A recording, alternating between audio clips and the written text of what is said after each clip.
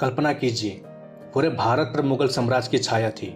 शक्तिशाली सेनाएं, विशाल किले और सम्राट अकबर का दबदबा। हर राजा अपने सिंहासन बचाने में लगा था।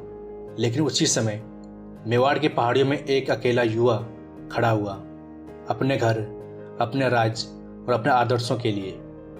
हल्दी घाटी की घाटी में तलवारों का खनक, घोड़े की तेज सी पटपटाहट और वीरों के युद्ध की गर्जना।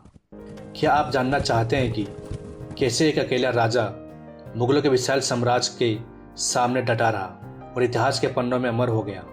महाराणा प्रताप सिसोदिया राजपूत वंश के शाही परिवार में 9 मई 1540 को कुंभलगढ़ में जन्म हुआ।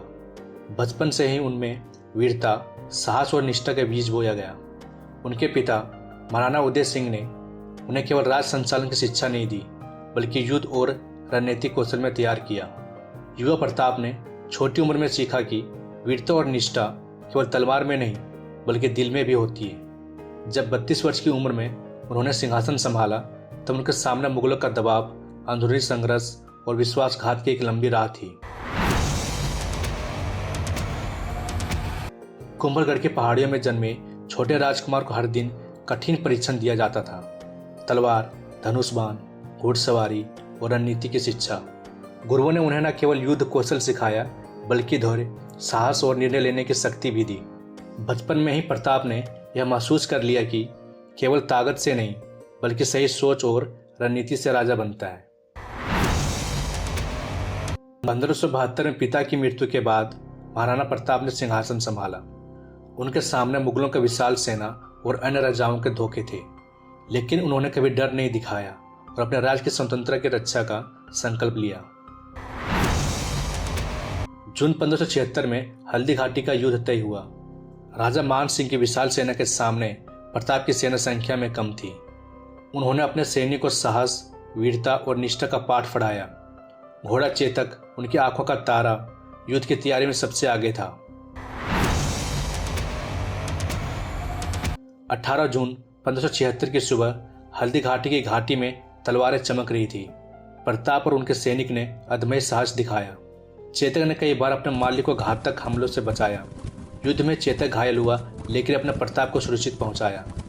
यह लड़ाई भले ही स्पष्ट विजय में ना बदली, लेकिन प्रताप की अड़िग वीरता का प्रतीक बन गई।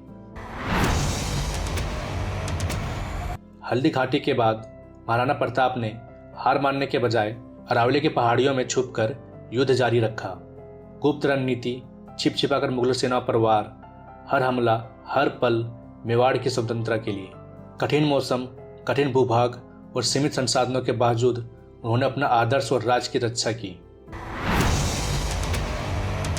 कई राजपूत रियासतों ने मुगलों का साथ दिया, परंतु प्रताप ने कभी झुकने या समझौता करने का विचार नहीं किया। उनका जीवन था संकटों, संघर्ष और वीरता की कहानी। हर चुनौती उन्हें और अधिक दृष्ट और साहसी बनाती गई।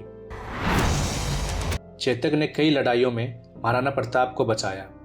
हल्दी घाटी में घायल होते हुए भी उसने अपने मालिक की जान बचाई। महाराणा प्रताप ने उनकी वीरता को याद करते हुए चेतक समाधि बनवाई।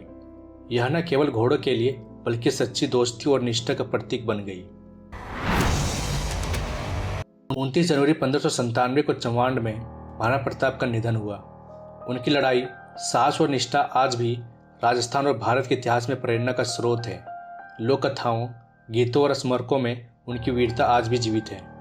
अगर आपको महाराणा प्रताप की कहानी पसंद आई तो वीडियो को लाइक और शेयर करें। ऐसे वीडियो की कहानियों के लिए सब्सक्राइब करना ना भूलें।